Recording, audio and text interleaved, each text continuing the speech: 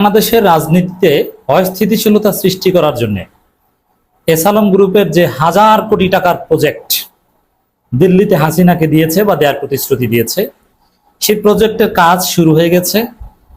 মুহূর্তের মধ্যেই সেই প্রজেক্ট তছনছ হয়ে গেল। দর্শক, এই বিজয় মব জনতার বিজয়।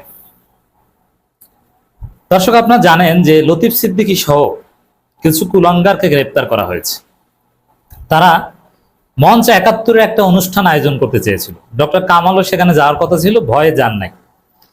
কিন্তু আগেই জনগণ, বিপ্লবী জনতা এটাকে জয় বাংলা করে দিয়েছে। এটা কি?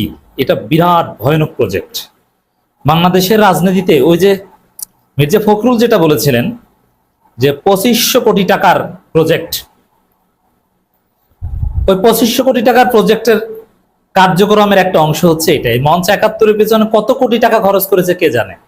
এই মঞ্চ ৭১, অমুক তমুক, এগুলোর মাধ্যমে তারা প্রথমে সব সেমিনার করবে, একটু সুশীল ভদ্র, এদেরকে আস্তে আস্তে আস্তে আস্তে আওয়ামী লীগ বাংলাদেশে প্রতিষ্ঠিত হবে, ফিরে আসবে। তো মঞ্চ ৭১-এর আজকের যে অনুষ্ঠান এবং সেখানে জনতার মব, এই মব বিপ্লব, এই মবই আমাদের সম্পদ, এই মবই দেশ বাঁচিয়েছে, এই মব আমাদেরকে আয়নাঘর থেকে রক্ষা করেছে, এই মব আমাদেরকে হাসিনার জুলুম থেকে রক্ষা করেছে, এই মব বাংলাদেশে একটা বিপ্লব ঘটিয়েছে, ফেসিবাদের পতন ঘটিয়েছে। সেই মব আবার পুলিশ আইন শৃঙ্খলা রক্ষাকারী বাহিনী কিন্তু পারে নাই, তবে হ্যাঁ তারা কোঅপারেট করেছে, ইটস গুড। এই মব কিন্তু পেরেছে। আমাদের তরুণ প্রজন্ম, আমাদের বিপ্লবী সহযোদ্ধারা সরাসরি মঞ্চ ৭১ অনুষ্ঠানে গিয়ে স্লোগান দিয়েছে, ঘেরাও দিয়েছে, গায়ে হাত দেয়নি। হ্যাঁ, আমরা সবসময় মবকে সমর্থন করি, কিন্তু কাউকে এমন ভাবে মারা সমর্থন করি না যাতে সে ইন্তেকাল করে। আপনি চড়থাপ্পড় দিতে পারেন বা তাকে পুলিশে ধরিয়ে দিতে পারেন। এই মবই হচ্ছে আসল দেশপ্রেমিক। এখানে যেটা করেছে, কাউকে কোনো চড়থাপ্পড় দিয়েছে? দেয়নি। কাউকে লাঞ্ছিত করেছে? করেনি। শান্তিপূর্ণ স্লোগান দিয়েছে। আজকে রিপোর্টার্স ইউনিটিতে এই লতিফ সিদ্দিকীদের সাথে যেটা হলো, এর চাইতে শান্তিপূর্ণ প্রতিবাদ হতে পারে না। এখানে কেউ কারো গায়ে হাত দেয়নি, একদম পিসফুল ডেমনস্ট্রেশন। এটা দেখলে আমার সেই ইউরোপ আমেরিকার ভদ্র কালচারের কথা মনে করে।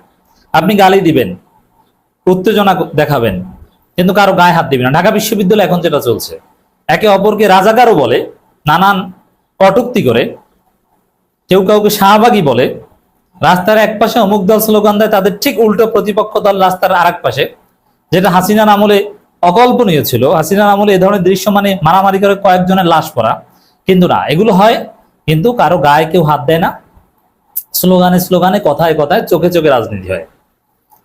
রিপোর্টার্স ইউনিটিতে যে মবটা হয়েছে, আমি মব বলতে স্বাচ্ছন্দ্য বোধ করবো, একদম পিসফুল।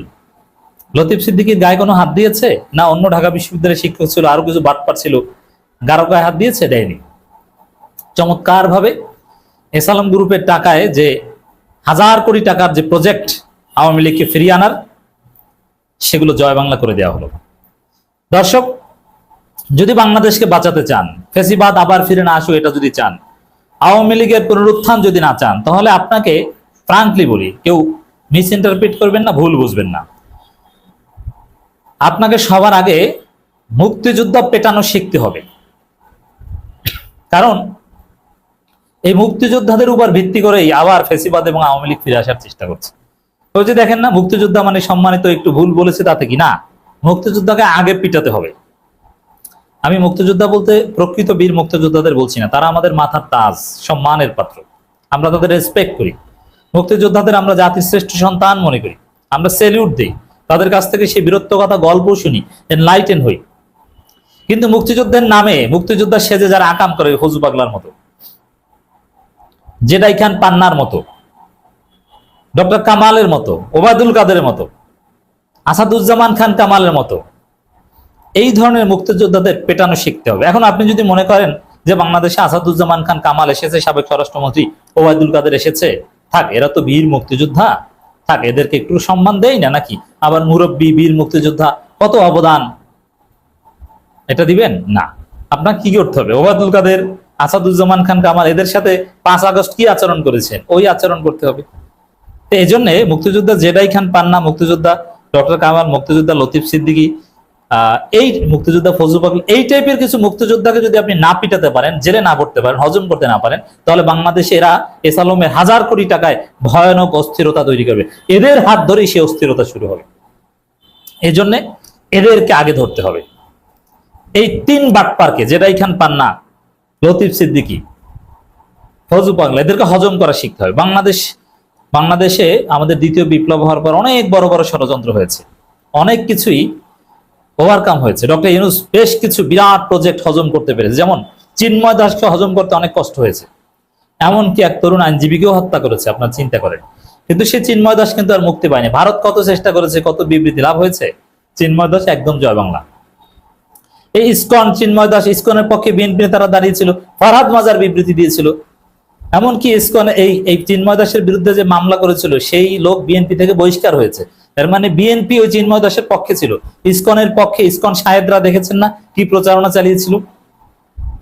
কিন্তু না, এইসব সব প্রচারণা, বিএনপির মতামত, এগুলো উপেক্ষা করে ডক্টর ইউনূস সরকার চিন্ময় দাসকে কিন্তু হজম করতে পেরেছে, একদম খেয়ে দিয়েছে, সাহস করতে পেরেছে। ভারতের রক্তচুকু উপেক্ষা করে, বাংলাদেশের অনেক শক্তিশালী গ্রুপের রক্তচুকু উপেক্ষা করে এটা পেরেছে, যার ফলে বাংলাদেশ একটা ভয়ানক অস্থিতিশীলতা থেকে রক্ষা পেয়েছে।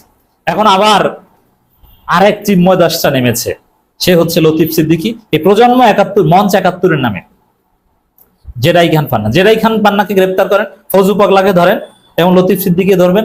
এরকম মুক্তিযোদ্ধা বাটপার যেগুলো আছে, সব মুক্তিযোদ্ধা বাটপার ঠান্ডা হয়ে যাবে। বাংলাদেশ হবে প্রকৃত মুক্তিযোদ্ধাদের দেশ। কাদের সিদ্দিকী কিংবা লতিফ সিদ্দিকী কিংবা আসাদুজ্জামান খান কামাল কিংবা ওবায়দুল কাদের কিংবা হাসিনা মার্কা মুক্তিযোদ্ধাদের জনগণ দুষবে না। এই জন্য আমাদেরকে রুখে দাঁড়াতে হবে। দর্শক, মুক্তিযোদ্ধাদের নতুন প্ল্যাটফর্ম মঞ্চ 71, এটার পিছনে এসালমের শত শত কোটি টাকা আছে। শেখ হাসিনার নির্দেশে এই প্রোগ্রাম হয়েছে। মঞ্চ 71 আয়োজিত অনুষ্ঠান ঘিরে ব্যাপক উত্তেজনা তৈরি হয়। পরিস্থিতি সামাল দিতে সাবেক মন্ত্রী লতিফ সিদ্দিকী সহ বেশ কয়েকজনকে আটক করেছে পুলিশ। তাদের মধ্যে আওয়ামী লীগের একাধিক নেতাও রয়েছেন বলে জানা গেছে। এই তো বলছেন আওয়ামী লীগ নেতারা, আরে ভাই এটা তো এসালমের টাকায় আওয়ামী লীগের প্রোগ্রাম। এজন্য এই মঞ্চ 71-এর পক্ষে যারাই মায়গান না দেখে, এমনকি সাংবাদিক মাসুদ কামালকে দেখলাম সাথে সাথে এর পক্ষে দাঁড়িয়ে গেছে। না, এদেরকে যদি আপনি না পেটাতে পারেন, এদের বিরুদ্ধে যদি মব করতে না পারেন, তাহলে বাংলাদেশের বিপ্লব টিকবে না। এই জন্য এই মঞ্চ 71-এ থাকে কারা? আওয়ামী লীগ, জেরাই খান পান্নারা। এই জেরাই খান পান্না কোর্টে যায় না, এই ফজলুল পাগলারা কোর্টে যায় না, ওদেরকে ধরুন রাস্তাঘাটে, এদেরকে জয় বাংলা করে দেন, রাজনীতি ঠান্ডা হয়ে যাবে, আওয়ামী লীগ ফিরে আসার রাস্তা বন্ধ হয়ে যাবে। নইলে এদের পেছনে 1000 কোটি টাকা ইনভেস্ট করার মতো লোকের অভাব নেই। এসালম করছে, টাকার মাধ্যমে অনেক কিছু করতে পারবে তারা, তবে এদেরকে সোজা হয়ে দাঁড়াতেই দেওয়া যাবে না, একদম অঙ্কুরে এদেরকে ধ্বংস করতে হবে। মনে রাখতে হবে, জনগণ ঘোষণা করছে এই মঞ্চ 71 এটা আওয়ামী লীগের দোসর। আওয়ামী